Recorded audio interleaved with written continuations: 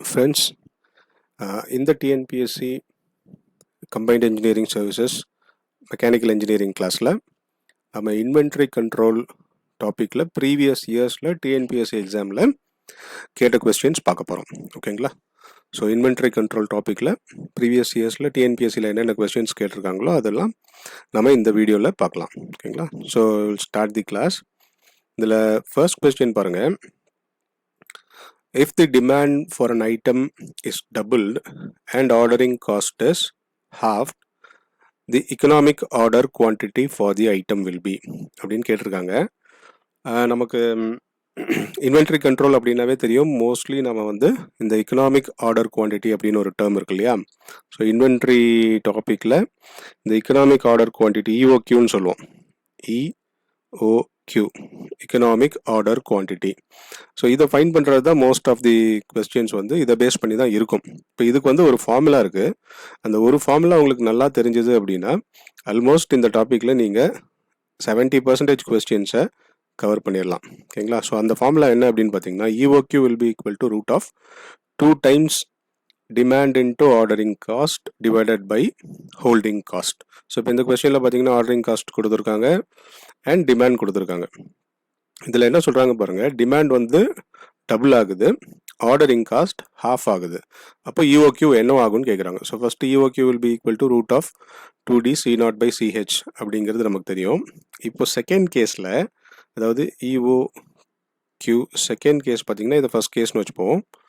இப்போ என்ன சொல்கிறாங்க, செகண்ட் கேஸில் டிமாண்ட் வந்து 2 times ஆகுது, அதாவது டி வந்து 2D ஆகுது, ஆர்டரிங் காஸ்ட் வந்து ஹாஃப் ஆகுது, C0/2 ஆகிடுச்சு, டிவைடட் பை CH அப்படியே தான் இருக்க போகுது. இப்போ என்ன ஆகும் அப்படின்னு கேட்டிருக்காங்க. இப்போ நீங்கள் ஆக்சுவலாக பார்த்தீங்கன்னா இந்த 2 வில் கெட் கேன்சல். இப்போ மறுபடியும் பார்த்தீங்கன்னா 2D C0/CH விச் மீன்ஸ் இஓக்யூ1 இஓக்யூ2 எந்த சேஞ்சஸும் இல்லை. இஓக்யூ1ம் 2ம் சேமாக தான் இருக்குது. ரைட்? அப்போது இதில் ஆப்ஷன் பார்த்தீங்கன்னா டி வில் ரிமைன் அன்சேஞ்ச்ட். ஓகேங்களா? இப்போ செகண்ட் கொஸ்டின் பாருங்கள். Inventory is in the form of. So inventory அப்படின்னா நீங்கள் ஒரு கம்பெனியில் இருக்கிற ஸ்டாக், இப்போ அந்த ப்ராடக்டோடைய ஸ்டாக்கை வந்து நாம் இன்வென்டரி அப்படின்னு எடுத்துக்கலாம். அதுக்காக ஒரு குறிப்பிட்ட செலவாகும் இல்லையா? ஸோ அதனால தான் இதை நம்ம வந்து அனலைஸ் பண்ணுவோம். அந்த செலவை எப்படி குறைக்கிறது அப்படிங்கிறது தான் இந்த இன்வென்ட்ரி கண்ட்ரோலுடைய அனாலிசிஸ்.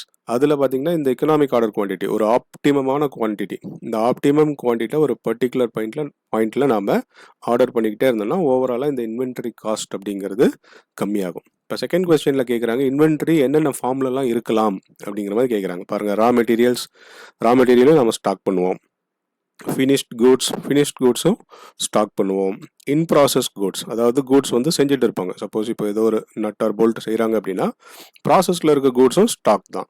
ஸோ இதுக்கு வந்து எல்லாமே தான் வரும், ஆல் ஆஃப் திஸ். இது டிஆர்பியில் கேட்ட கொஸ்டின் 2012. இப்போ கொஸ்டின் நம்பர் 3 பாருங்கள். In inventory control theory economic order குவான்டிட்டினா என்ன அப்படிங்கிறது கேட்குறாங்க.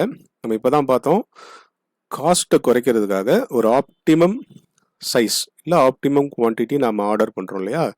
அதை தான் எக்கனாமிக் ஆர்டர் குவான்டிட்டி அப்படின்னு சொல்லுவாங்க. ஸோ இந்த கொஸ்டினில் ஃபர்ஸ்ட்டில் ஆவரேஜ் லெவல் ஆஃப் இன்வென்ட்ரின்னு கொடுத்துருக்காங்க. Option B optimum lot size. ஆக்சுவலாக இதுதான் ஆன்சர். ஆப்டிமமான ஒரு பர்டிகுலர் இதை வந்து நம்ம வாங்குறது. கெப்பாசிட்டி ஆஃப் தி வேர்ஹவுஸ் கிடையாது, lot size corresponding to break even analysis கிடையாது. Right? So optimum lot size தான் இதுக்கு ஆன்சர். இது பார்த்தீங்கன்னா 2 டைம் டிஎன்பிஎஸ்சியில் சேம் கொஸ்டினே கேட்டிருக்காங்க, 2012, 2019. ஓகேங்களா? இப்போ கொஸ்டின் நம்பர் 4 பார்ப்போம்.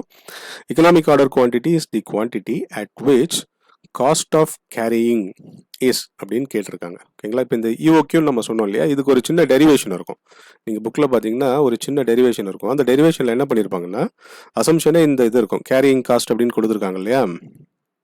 அதாவது இங்கே காஸ்ட் ஆஃப் கேரிங்னு கொடுத்துருக்காங்க. இதுவும் ஆர்டரிங்கும் ஈக்குவல் அப்படின்னு வச்சு தான் வந்து இந்த ஃபார்முலாவே எடுத்துகிட்டு வருவாங்க. இஓக்யூக்கு நம்ம ஒரு ஃபார்முலா பார்த்தோம் இல்லையா, EOQ equal to root of அப்படின்னு ஒரு ஃபார்முலா பார்த்தோம் இல்லையா, அந்த ஃபார்முலாவே இதை பேஸ் பண்ணி தான் வந்திருக்கும். ஸோ இது என்ன சொல்லியிருக்காங்க, at which cost of carrying is minimum, maximum, less than cost of ordering, equal to cost of ordering. So equal to cost of ordering தான் இதுக்கு ஆன்சர்.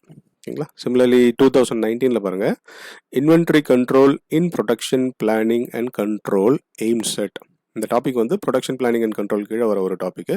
அதோடைய எய்ம் என்ன அப்படின்னு கேட்குறாங்க. இம்ப்ரூவிங் ஃபோர்காஸ்டிங் அக்யூரசி கிடையாது, ஏன்னா ஃபோர்காஸ்டிங் தனியாகவே ஒரு இது டாபிக் இருக்குது. Cushioning production against market fluctuations இதுவும் இல்லை.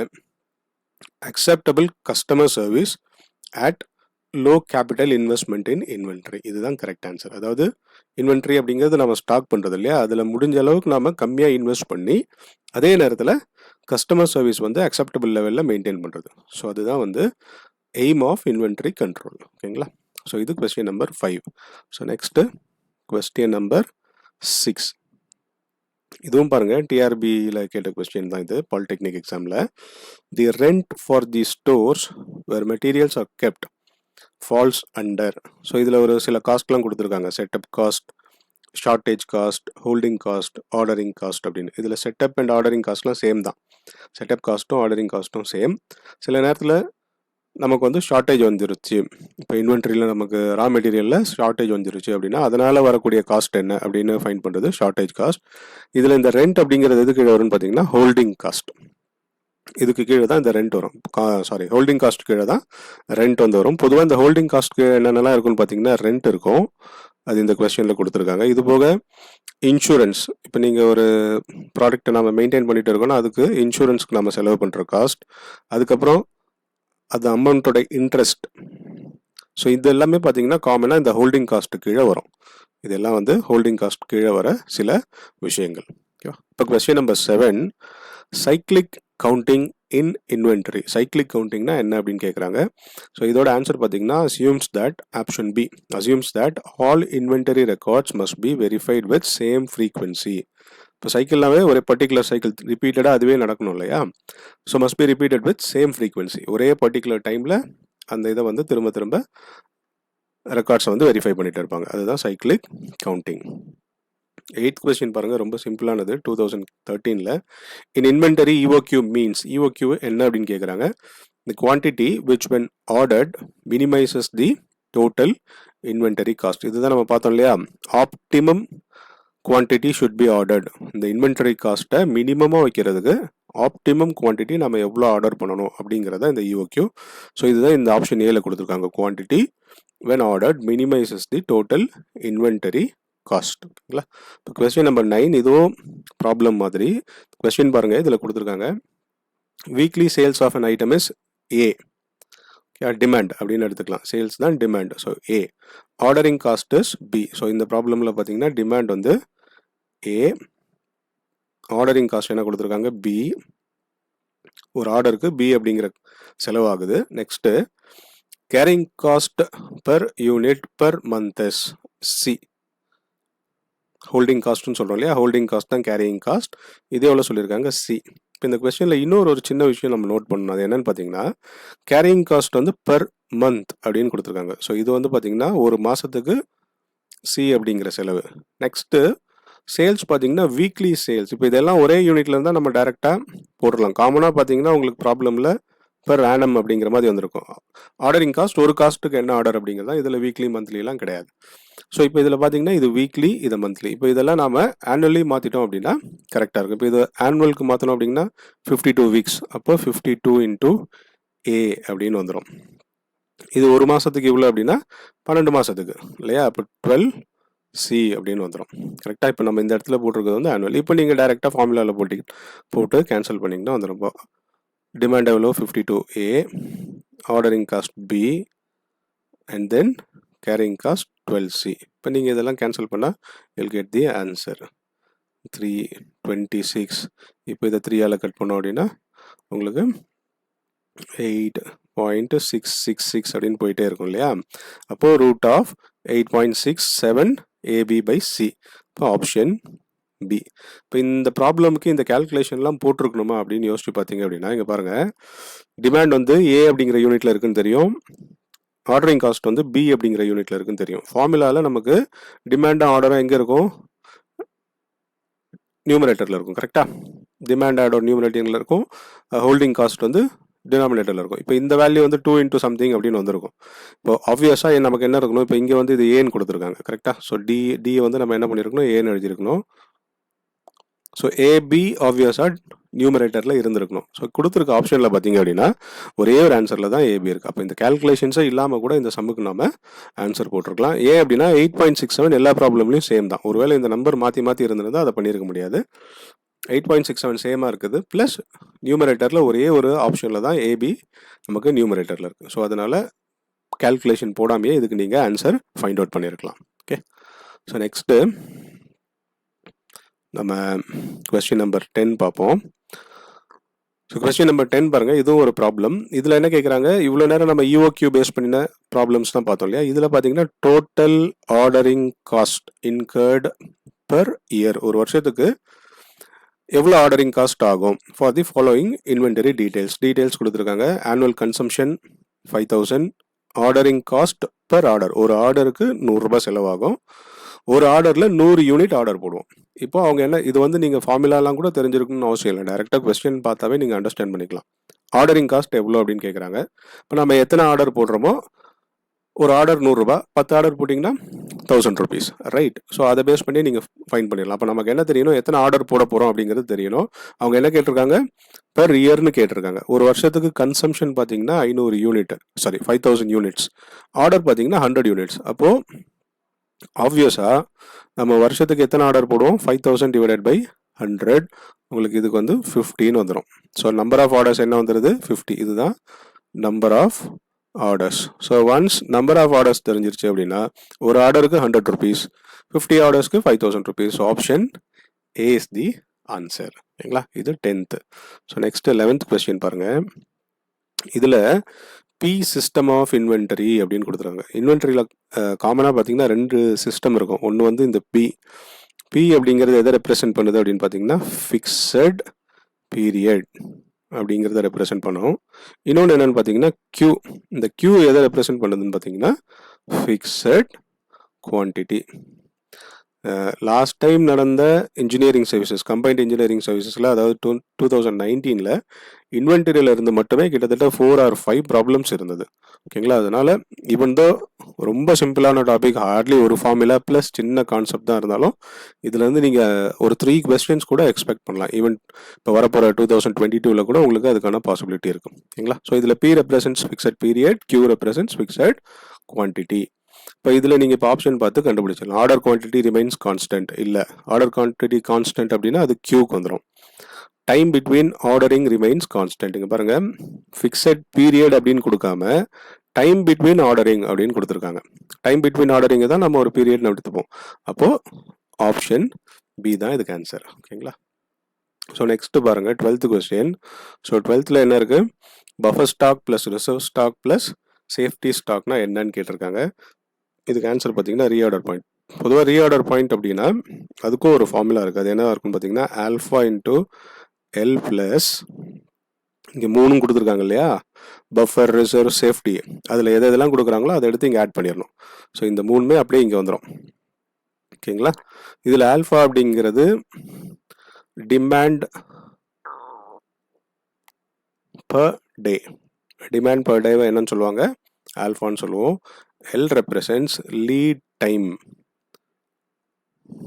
ஸோ இதெல்லாம் வந்து என்னோட கிளாஸில் நீங்கள் ஜாயின் பண்ணிங்கன்னா இந்த லீட் டைம்னா என்ன, டிமாண்ட், இந்த ஃபுல் டாபிக் நம்ம டாபிக் வைஸ் டிஸ்கஸ் பண்ணுவோம். இது ஜஸ்ட் கொஸ்டின் அப்படிங்கிறதுனால இங்கே இந்த கொஸ்டினுக்கு என்ன ஆன்சர் அப்படிங்கிறத மட்டும் பார்க்குறோம். ஸோ ரீஆர்டர் பாயிண்ட் அப்படிங்கிறது alpha into L plus safety stock. Mostly ப்ராப்ளம்ஸில் பார்த்தீங்கன்னா இந்த வேல்யூவோடு நிறுத்திடுவாங்க. உங்களை இதுக்கு ஏற்ற மாதிரி ரீஆர்டர் பாயிண்ட் கண்டுபிடிங்கன்னு சொல்லலாம், இல்லைன்னா ஆல்ஃபா கண்டுபிடிக்க சொல்லுவாங்க, L or otherwise safety stock கண்டுபிடிங்க அப்படிங்கிற மாதிரி கொஸ்டின்ஸ் வரும். ஸோ மோஸ்ட்லி ஃபார்முலாவில் பார்த்தீங்கன்னா இதோடு நின்றுடும். But buffer stock, reserve stock இதெல்லாம் ஒரு வேளை கொடுத்தாங்க அப்படின்னா அதுவும் இந்த ஃபார்முலாவோட ஆட் ஆகிடும். ஸோ இந்த கொஸ்டின் ரொம்ப simple. Buffer plus reserve plus safety என்னன்னு கேட்டாங்கன்னா அது ரீஆர்டர் பாயிண்ட். ஓகேங்களா, இப்போ question number 13. In a fixed order quantity, constant lead time in inventory system.